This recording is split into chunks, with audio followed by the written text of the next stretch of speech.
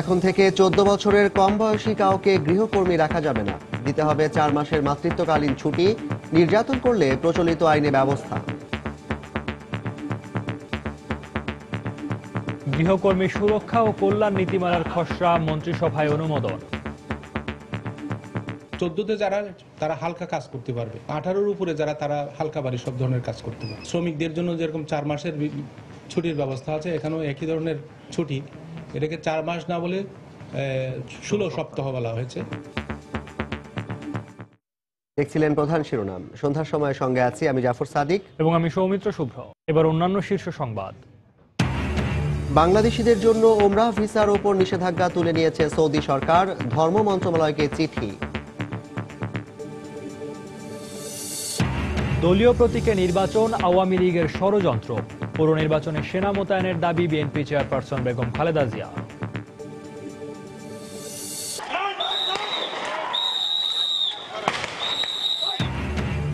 কুমিল্লার 14 গ্রামে সরকার দলীয় মেয়র প্রার্থী ও আওয়ামী লীগের বিদ্রোহী প্রার্থীর সমর্থকদের মধ্যে সংঘর্ষ, অগ্নিসংযোগ, আহত 6। 1.5 কোটি টাকায় বিশ্বসেরা অলরাউন্ডার সাকিব আল হাসানকে কিনে নিল করাচি কিংস, খেলবেন পাকিস্তান সুপার লিগে। Miss Universe 2015 is Philippines. ফিলিপিন্সের সুন্দরী পিয়া আলানজোর মাথায় মিস ইউনিভার্সের মুকুট, ভুল নাম ঘোষণায় অনুষ্ঠানে চরম নাটকীয়তা।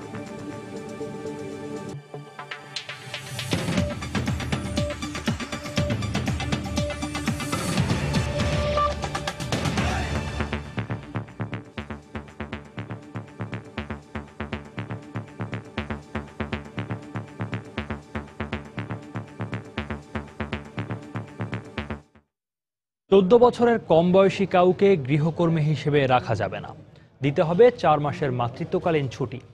এমন বিধান রেখে বাংলাদেশ গৃহকর্মী সুরক্ষা ও কল্যাণ নীতিমালা 2015 এর খসড়া নীতিগতভাবে অনুমোদন দিয়েছে মন্ত্রিসভা। শ্রমঘণ্টা, বেতন, বিনোদনের বিষয়গুলোও এতে প্রাধান্য পায়। এতে আরও বলা হয়, গৃহকর্মীদের নির্যাতন করলে প্রচলিত আইন অনুযায়ী সরকার ব্যবস্থা নেবে। দুবেলা দুমুঠো খাবার আর বেঁচে পড়তে থাকার তাগিদেই অন্যের গৃহে শ্রম দেয়া গৃহকর্মীদের নানা বঞ্চনার কথা যেমন সমাজে প্রতিষ্ঠিত সত্য, ঠিক তেমনি সত্য গৃহকর্মীদের উপর নির্যাতন রোধে মানবিকতার ডাক দিলেও তাতে কাঙ্ক্ষিত সাড়া না পাওয়ার বিষয়টি। দেশজুড়ে প্রতি বছরই ঘটে চলা এমন অনাকাঙ্ক্ষিত ঘটনা বন্ধ ও গৃহকর্মীদের নিরাপদ কর্মপরিবেশ তৈরিতে এই প্রথম নীতিমালা প্রণয়ন হলো দেশে।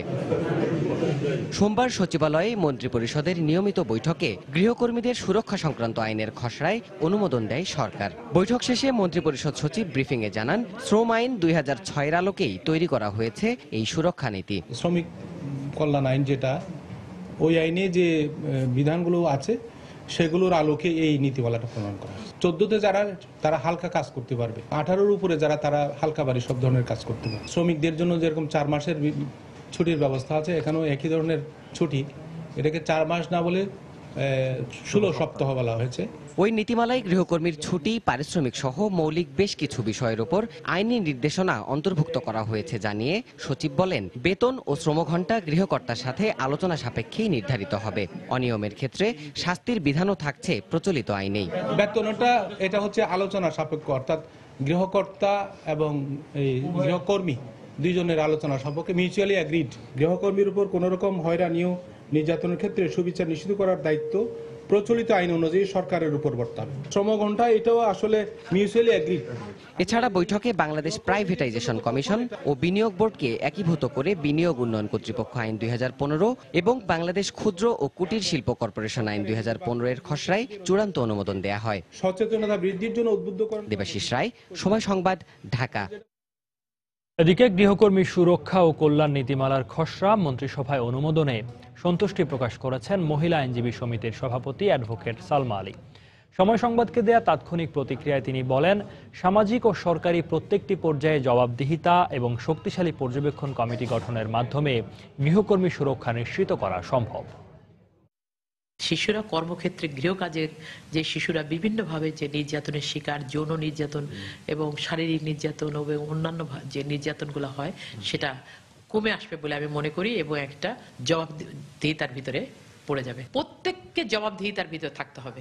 এই জন্য একটা পর্যবেক্ষক একদম নিউট্রাল একটা শিশু অধিকার নিয়ে যারা কাজ করে তাদেরকে নিয়ে সরকার সমন্বয়ে একটা কমিটি করে যদি, তবে আমার মনে হয় এটা খুব সাকসেসফুল হবে।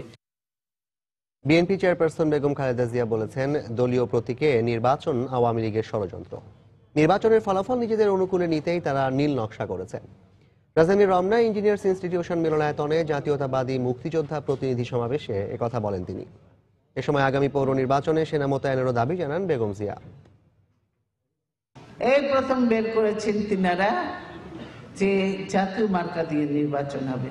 এটার পিছনে তাদের নিশ্চয়ই একটা কোনো লক্ষ্য আছে, উদ্দেশ্য আছে এবং ষড়যন্ত্র আছে। নির্বাচন যদি সত্যিকারে ফেয়ার করতে হয়, নিরপেক্ষ করতে হয়, তাহলে সেনাবাহিনীকে মোতায়েন করতে হবে। স্বয়ং হাসিনা নিজে সে নির্বাচন বিধি ভঙ্গ করেছে। পুলিশ বাহিনীকে তারা দলীয় বাহিনী হিসেবে ব্যবহার করেন। আওয়ামী লীগ যুদ্ধ অপরাধীদের পালছে নিজের ঘরে, মন্ত্রী বানায়, তাদের বিরুদ্ধে কোনো ব্যবস্থা নেই। নিজের আত্মীয় স্বজন অনেক আছে, তারা রাজাকার।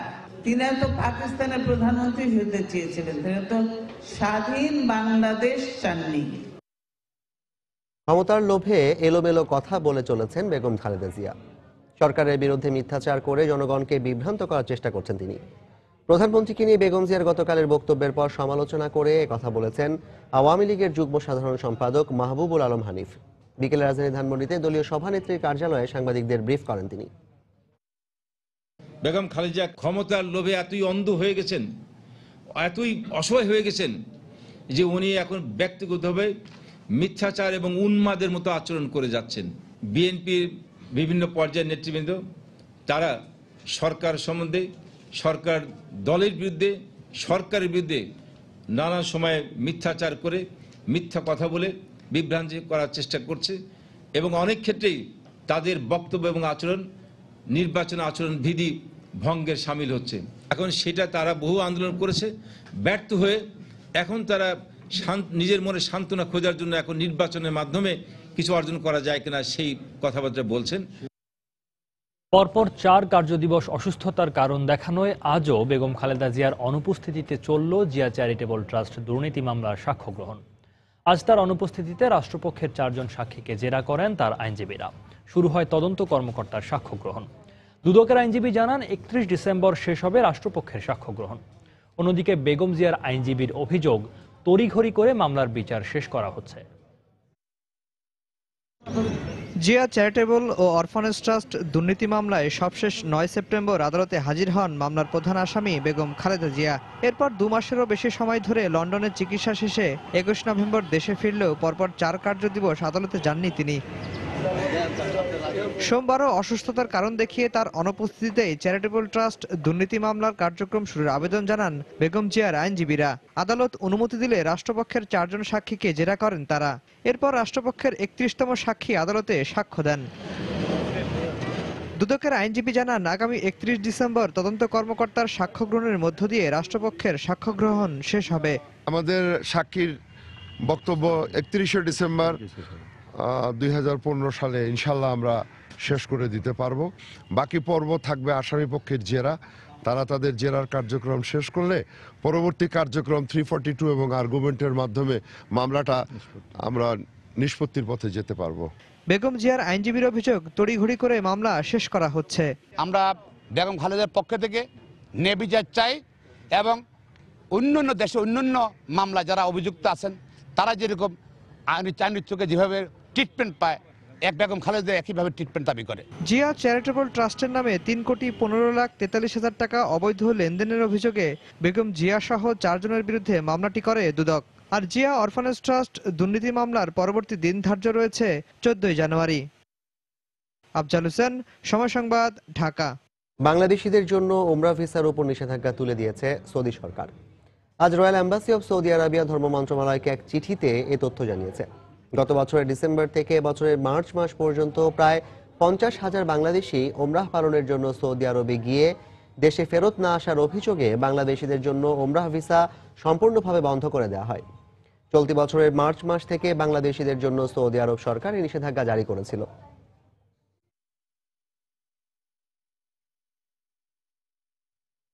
সন্ধ্যার সময় আরো থাকছে। বাংলাদেশের মুক্তিযুদ্ধের সময় যুক্তরাষ্ট্রের পররাষ্ট্রনীতির সমালোচনা মার্কিন সাংবাদিক লিয়ার লেভিনের। ষড়যন্ত্রের বিরুদ্ধে সবাইকে ঐক্যবদ্ধ হওয়ার আহ্বান। এবার পৌর নির্বাচনের খবর।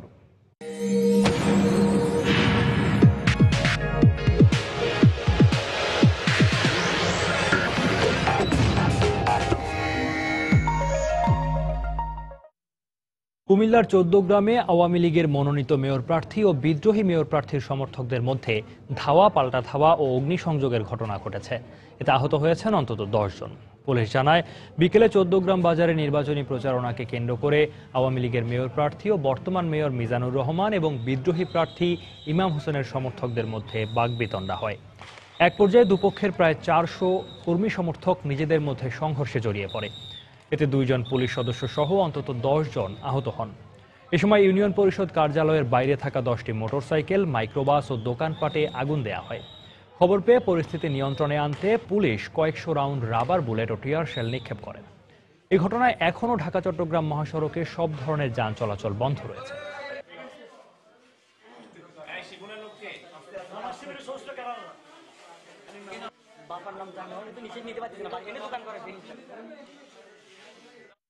আসন্ন পৌর নির্বাচনকে দলীয় প্রভাব মুক্ত রাখতে প্রধানমন্ত্রীর সহযোগিতা কামনা করেছে নির্বাচন কমিশন। একটি স্বায়ত্তশাসিত প্রতিষ্ঠানের পক্ষ থেকে একজন দলীয় প্রধানের হস্তক্ষেপ কামনা সুষ্ঠু নির্বাচনের জন্য কতখানি সহায়ক, বিভিন্ন মহলে এ নিয়ে তৈরি হয়েছে নানা প্রতিক্রিয়া। কেউ বলছেন এতে নির্বাচন কমিশনের দুর্বলতা স্পষ্ট হয়েছে, যা প্রার্থী এবং ভোটারদের মাঝে আস্থার সংকট তৈরি করবে। আবার কারো মতে কমিশনের এমন বক্তব্য সুষ্ঠু নির্বাচন পরিচালনায় ইসির ইতিবাচক মনোভাবের বহিঃপ্রকাশ, যা এতদিন অনুপস্থিত ছিল। প্রথমবারের মতো দলীয় ভিত্তিতে অনুষ্ঠিত হতে যাচ্ছে পৌরসভা নির্বাচন। অনেকদিন পর বাংলাদেশের মানুষ দেখার সুযোগ পাবে নৌকা আর ধানের শীষের দ্বৈরথ। শুরু থেকে সরকারি দলের পক্ষ থেকে দাবি জানিয়ে আসা হচ্ছিল নির্বাচনী প্রচারণায় সংসদ সদস্যের অংশগ্রহণের সুযোগ রাখার, আর বিএনপির অবস্থান ছিল আওয়ামী লীগের এই দাবির বিপরীতে। শেষমেশ প্রচারণায় সংসদ সদস্যের অংশগ্রহণের সুযোগ না দিয়ে আচরণবিধিতে আগের নিয়মই বহাল রাখে নির্বাচন কমিশন। কিন্তু পরবর্তীতে দেখা গেছে এই বিধান অমান্য করায় দেশের বিভিন্ন এলাকায় সরকারের মন্ত্রী ও এমপিদেরকে কারণ দর্শানোর নোটিশ দিয়েছে ইসি। এছাড়াও অভিযোগ রয়েছে বিভিন্ন জায়গায় সরকার দলীয়রা প্রভাব বিস্তার করছে নির্বাচন পরিচালনায় নিয়োজিত কাজের উপর। নির্বাচন কমিশনকে দোষারোপ করা একটা এমন বাস্তবতায় সুষ্ঠু নির্বাচনের স্বার্থে রোববার প্রধানমন্ত্রীর হস্তক্ষেপ চেয়ে গণমাধ্যমে বক্তব্য দেন নির্বাচন কমিশনার মোহাম্মদ শাহনওয়াজ। যিনি সরকার প্রধান আছেন তাকেও আমরা বলবো বিষয়টা দেখার জন্য। নির্বাচন কমিশনের কাছ থেকে এ ধরনের পদক্ষেপ ইতিবাচক হিসাবেই দেখছে আওয়ামী লীগ। অপরদিকে বিএনপি বলছে এর মধ্য দিয়ে কমিশনের নিজের দুর্বলতাকেই স্পষ্ট করে দিয়েছে দেশ ও জাতির সামনে। স্বাধীন নির্বাচন কমিশন নির্বাচনের আচরণবিধি মেনে চলার জন্য সকল রাজনৈতিক দলের নেতাকর্মীর উপর তার আইনগত ব্যবস্থা নেওয়ার অধিকার আছে। নির্বাচন কমিশন নিজেই স্বীকার করে বিরোধী দলের অভিযোগকে সত্য বলে প্রমাণিত করলেন। আর বিশ্লেষকরা বলছে একটি স্বায়ত্তশাসিত প্রতিষ্ঠানের মুখে এ ধরনের কথা শোভা না পেলেও এর মধ্য দিয়ে অন্তত নির্বাচন কমিশনের ইতিবাচক মনোভাব প্রকাশ পেয়েছে। এই একটা বক্তব্যের মাধ্যমে কিন্তু অনেকগুলো বিষয় বেরিয়ে এসছে, এবং এক অর্থে এটা ভালো যে বেরিয়ে এসছে, তাতে করে আলোচনাগুলো হতে পারে এবং চোখে আঙ্গুল দেখিয়ে দেওয়ার মতো অ্যাকচুয়ালি যে এই হচ্ছে বাস্তবতা, এগুলো এইভাবে ঠিক করা দরকার। নিঃসন্দেহে এটা নির্বাচন কমিশনের দুর্বলতারই প্রতিফলন। সরকারকে অনুরোধ করেছে, হ্যাঁ করতেই পারে, কিন্তু তাদের যেটা করণীয় এটা দরকার হলো এখন তাদের সেই কাজগুলো করা। আগামী 30 ডিসেম্বর 233টি পৌরসভায় একযোগে অনুষ্ঠিত হবে এই নির্বাচন। রাশেদ লিমন, সময় সংবাদ, ঢাকা। যুক্তরাষ্ট্রের নিউ ইয়র্কে বাংলাদেশ কনসুলেটে বিজয় দিবসের অনুষ্ঠানে মার্কিন সাংবাদিক লিয়ার লেভিন বাংলাদেশের মুক্তিযুদ্ধের সময় যুক্তরাষ্ট্রের পররাষ্ট্রনীতির সমালোচনা করেছেন। একই অনুষ্ঠানে যুদ্ধাপরাধীদের বিচারকে কেন্দ্র করে দেশে বিদেশে বাংলাদেশের সব অর্জনের বিরুদ্ধে ষড়যন্ত্র চলছে উল্লেখ করে এর বিরুদ্ধে মুক্তিযুদ্ধের চেতনায় রুখে দাঁড়াতে সবার প্রতি আহ্বান জানিয়েছেন জাতিসংঘে নিযুক্ত বাংলাদেশের রাষ্ট্রদূত মাসুদ বিন মোমেন। আমাদের নিউ ইয়র্ক প্রতিনিধি শিহাবুদ্দিন কিস্তুর পাঠানো তথ্য ছবি নিয়ে ডেস্ক রিপোর্ট।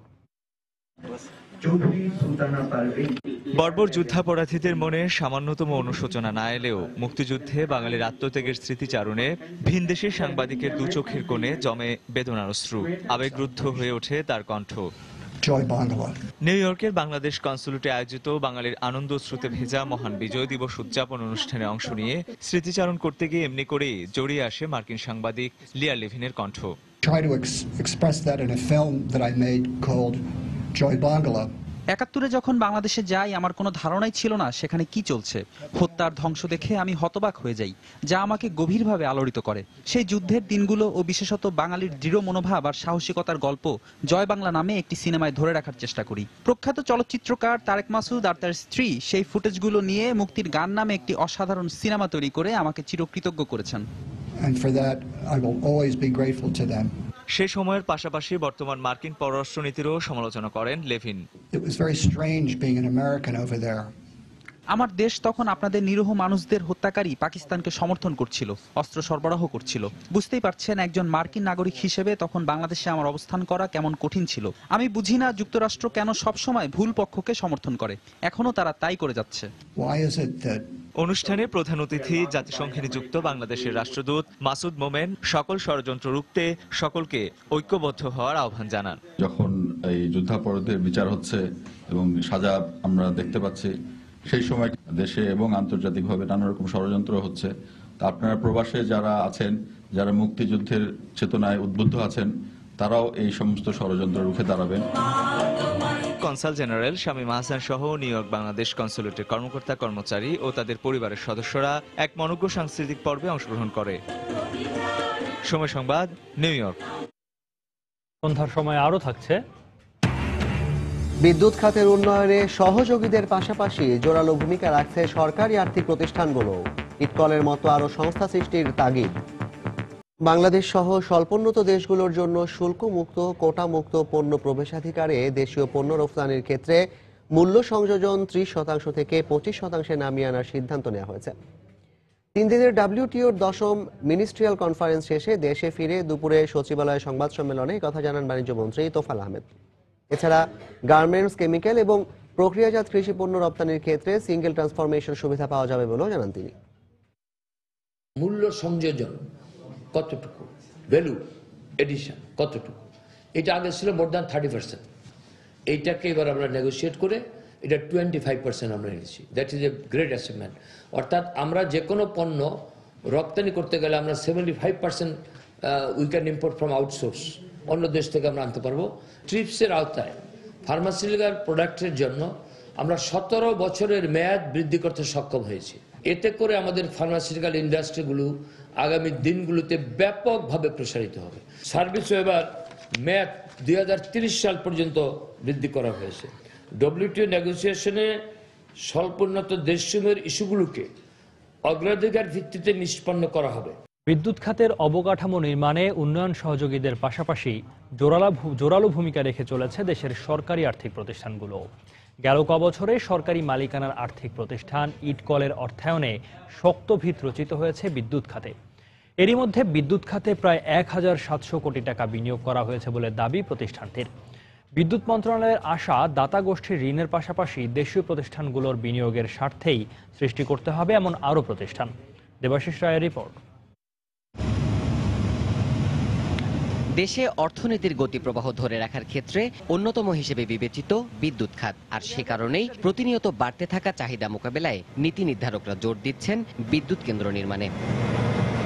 মাঝারি থেকে বৃহৎ আকারের এসব প্রকল্পে বড় সংকট হয়ে দেখা দেয় অর্থ যোগানের বিষয়টি। কিন্তু থেমে নেই বাংলাদেশ।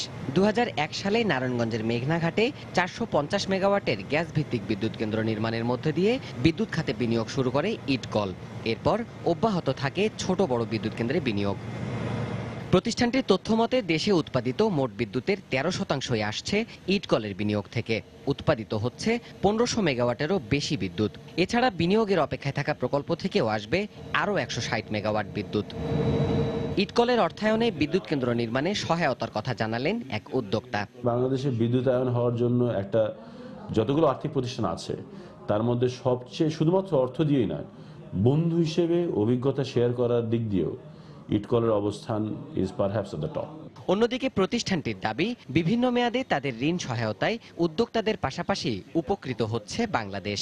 প্রচুর ইনভেস্টমেন্ট লাগে পাওয়ার সেক্টর করার জন্য। এই প্রজেক্টগুলিকে ভায়াবল করার জন্য একটা লঙ্গার টার্ম লোনও প্রয়োজন হয়। যখন আমরা থাউজেন্ডস এন্ড থাউজেন্ড মেগাওয়াটের কথা বলছি, ইজ এ বিগ চ্যালেঞ্জ।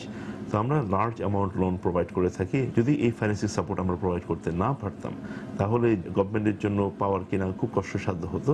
তবে বিদ্যুৎ খাতের নীতি ও গবেষণা বিভাগ পাওয়ার সেল বলছে, ইটকলের সফলতা অনুসরণ করে Bangladesh infrastructure project finance BIPF গঠন করা হলেও আগামীতে এমন আর্থিক প্রতিষ্ঠানের সংখ্যা আরও বাড়ানো উচিত। যখন বড় বেসলোড পাওয়ার প্ল্যান্ট, সেক্ষেত্রে ইটকল একা সম্ভব না। ডেফিনেটলি ইটকল সাপ্লিমেন্ট করতে পারে, অল্প হলেও, কিন্তু এর কিন্তু ভূমিকা কিন্তু সাংঘাতিক হতে পারে।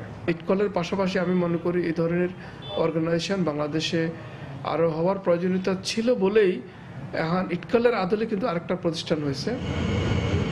এছাড়া বিদেশি ঋণ সমন্বয়ের ক্ষেত্রে দেশীয় প্রতিষ্ঠানগুলোর শক্তিশালী কাঠামো চুক্তি সম্পাদনের ক্ষেত্রে দেশের মঙ্গলজনক অবস্থান তৈরি করে বলেও মত নীতি নির্ধারকদের। দেবাশিস রায়, সময় সংবাদ, ঢাকা। ইন্ডাস্ট্রিয়াল বন্ড সুবিধার আওতায় আমদানিকৃত লৌহজাত দ্রব্য অবৈধভাবে কম দামে খোলা বাজারে বিক্রি করায় রাজস্ব হারাচ্ছে সরকার। ক্ষতিগ্রস্ত হচ্ছে প্রকৃত ব্যবসায়ীরা। গুটি কয়েক ইন্ডাস্ট্রির হাতে এ বন্ড সুবিধা সীমাবদ্ধ থাকায় বন্ধ হওয়ার উপক্রম এ শিল্পের সঙ্গে জড়িত প্রায় 4 লাখ মাঝারি, ক্ষুদ্র ও বৃহৎ প্রতিষ্ঠান। এ শিল্পের সঙ্গে জড়িত প্রকৃত ব্যবসায়ীদের বাঁচিয়ে রাখতে বন্ড সুবিধা বন্ধের দাবি জানিয়েছে Bangladesh iron and steel importers association. সকালে এক মানববন্ধন থেকে তারা এ দাবি জানান।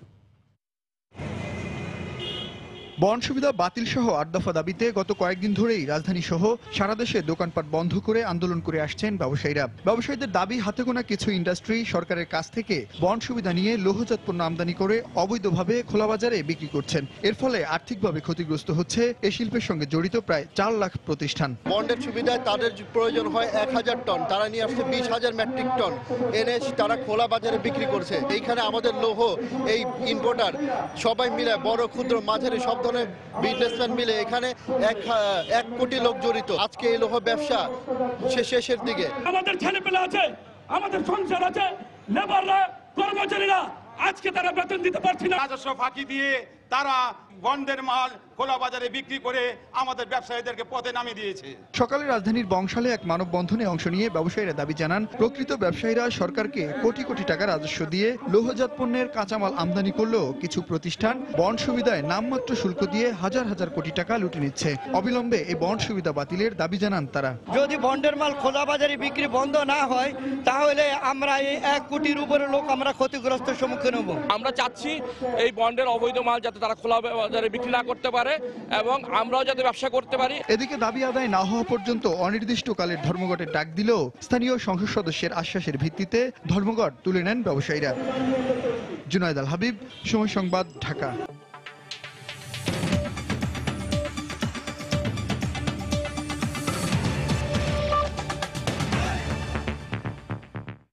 সুন্দরী প্রতিযোগিতা মিস ইউনিভার্সের খেতাব অর্জন করেছেন ফিলিপিন্সের রূপসী পিয়া আলোনজো।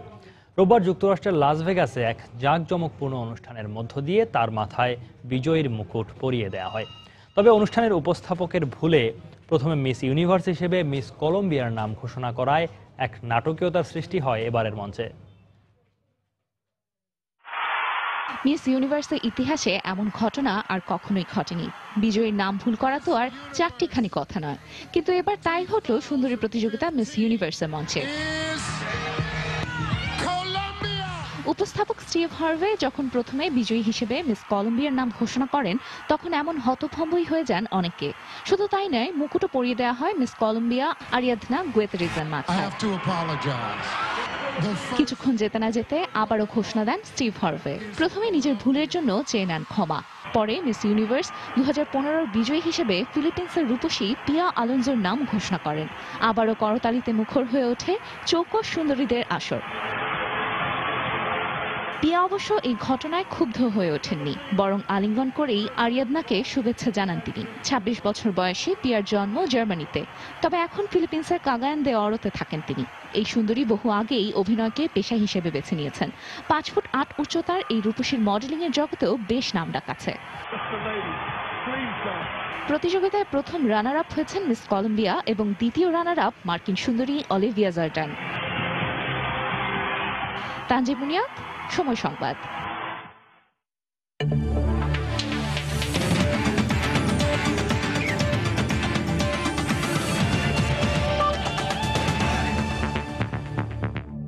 পাকিস্তান সুপার লিগে করাচি কিংসের হয়ে খেলবেন বিশ্বসেরা অলরাউন্ডার সাকিব আল হাসান।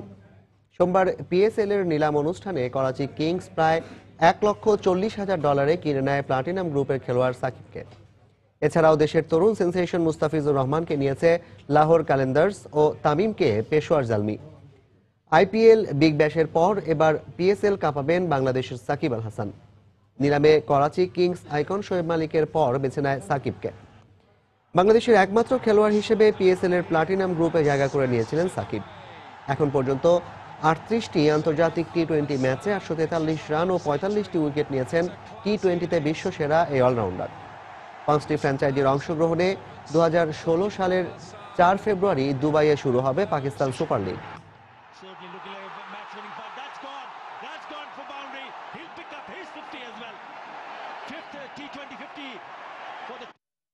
সন্ধ্যার সময়ে এ পর্যায়ে শীর্ষ সংবাদ জানিয়ে দিচ্ছি আরেকবার। 14 বছরের কম বয়সী কাউকে গৃহকর্মী রাখা যাবে না, দিতে হবে 4 মাসের মাতৃত্বকালীন ছুটি। গৃহকর্মী সুরক্ষা ও কল্যাণ নীতিমালার খসড়া মন্ত্রিসভায় অনুমোদন।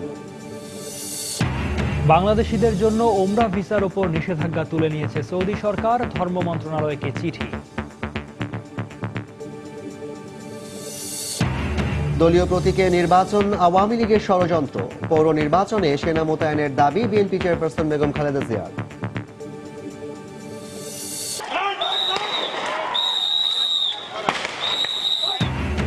কুমিল্লার 14 গ্রামে সরকার দলীয় মেয়র প্রার্থী ও আওয়ামী লীগের বিদ্রোহী প্রার্থীর সমর্থকদের মধ্যে সংঘর্ষ, অগ্নিসংযোগ, আহত 6।